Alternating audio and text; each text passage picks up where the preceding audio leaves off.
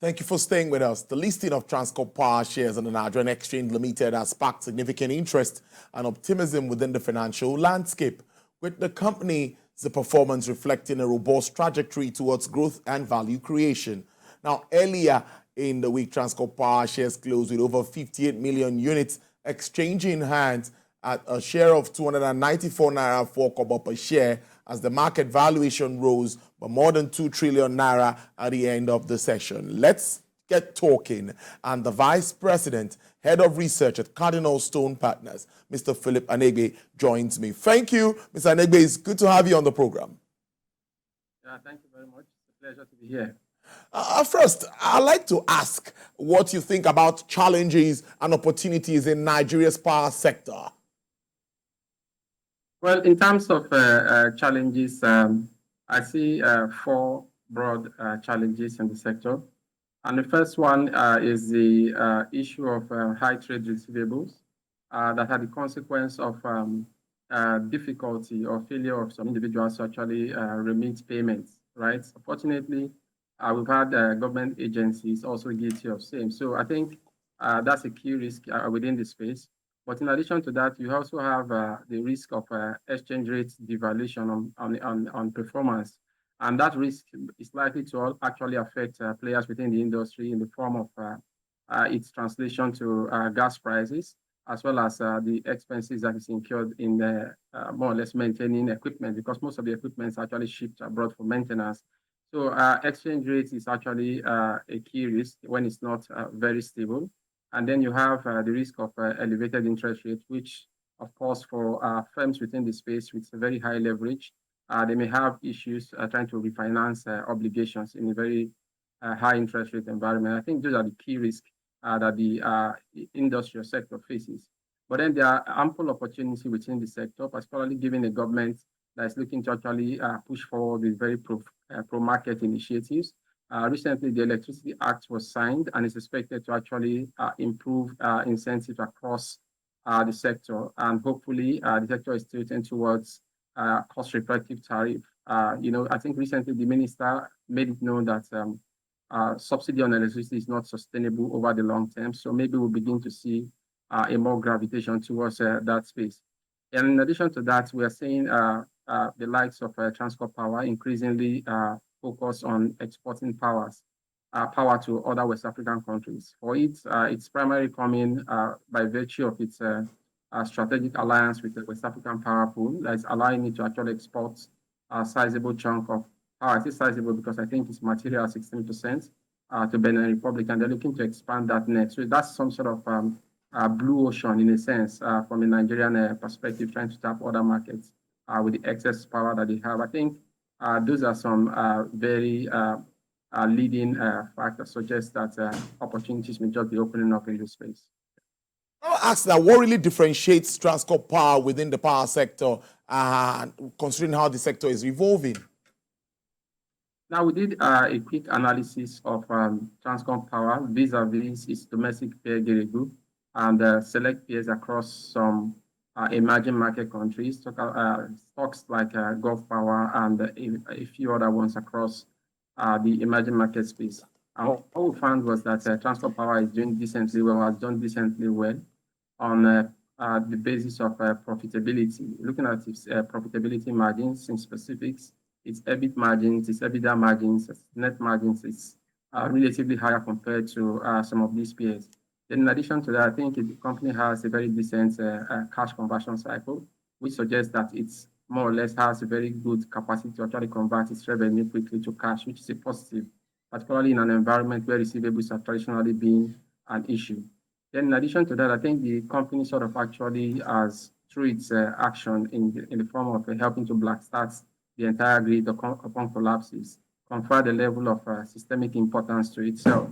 Right, because whenever the grid collapses, you expect a very reliable, efficient Genco to help to blackstart it in order to get the processes up and running across the space. So Transcorp has featured really strongly on that front, and that's more or less, in our view, sort of confers a level of systemic importance to the firm that may be critical to its outlook as well. Well, what's your recommendation regarding the price of Transcorp PLC shares, and is there any upside potential for investors? Now, in terms of pricing, we deployed the discounted cash flow valuation methodology to arrive at a 12-month projected market capitalization of about 2.4 trillion, which suggests a target price of around 323 naira. But then it's important to note that there are clear upside risk to this valuation, and the upside risk can come in form of eventual moderation in interest rates in the space. Because interest rate moderation will actually affect the discount factor we use in valuing the company.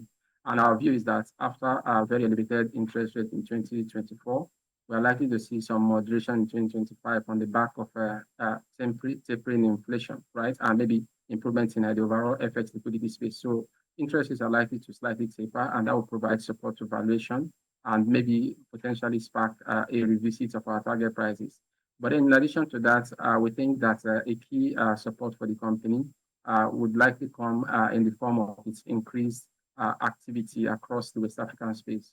So if you could grow export revenue from about 3.3% some years ago down to up now to 16%, I think it's really very compelling case. And nothing says that the company cannot push strongly to do in excess of 20, 25%, and 30%, which will prove supportive both in terms of accretive revenue as well as a potential impact of operating profit and eventually cash flows. Stuff. Let me ask you that. Why should I consider purchasing Transcorp Power shares post-listing before I let you go? Well, I think the case for Transcorp Power is clearly underscored by its strategic importance. I've talked about the systemic role of trying to black start the system whenever there's a grid collapse. But then in addition to that, if you're investing in this kind of environment, there are certain considerations that must be front burner. First, you are expected as a savvy investor to invest in stocks with relatively low leverage when the interest rate environment is elevated. And of course, you also want to invest in stocks with robust cash position. So I think Transcorp Power ticks both boxes because its leverage ratio is just over 300% versus close to 500% it was doing previously. So that's some improvement. And of course, with its robust cash position, it could actually deploy some of those funds into high-yielding, productive investment opportunities that could actually support other income and support overall company performance. So we think that those are some considerations that investors may look at because in this environment, you prioritize stocks with positive earnings correlation to interest rates, stocks with low leverage, and of course, stocks with a good dividend payment. So those are some considerations that you could look at. And I think some of those boxes are ticked by Transcorp Power. Finally, generally, what's your view on what investors should be looking forward to and expectations for 2024 full year performance? I think what investors could be looking out for principally is to see how macroeconomic changes as well as corporate actions open up the reality of mispricing across some select stocks. In particular, for instance, if you look at Transcorp Power, the hospitality business vis-a-vis the holding company, the group, you discover that Transcorp Power, I think the market capitalization is in excess of 2 trillion. The hospitality business has a market capitalization of about 1 trillion, while the group is having a market capitalization less than 1 trillion. So it sort of actually suggests that there may be mispricing. So investors that are savvy, that are looking to strategically boost earnings, are likely to consider those kind of opportunities. In addition to that, you want to see stocks that are likely to perform very well in this sort of environment. Particularly, we think the banks are likely to perform very well in Q1 results, given where interest rates are at vis-a-vis what they were in Q1 23. In addition to that, we expect significant realized gains from the more or less sale of excess NOP positions across the space. So we think that banks will do very well, and we think that they will also be under pressure to declare good dividend in view of the rising interest rate environment.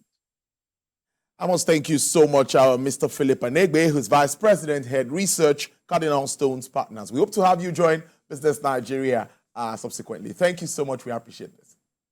Thank you very much. All right.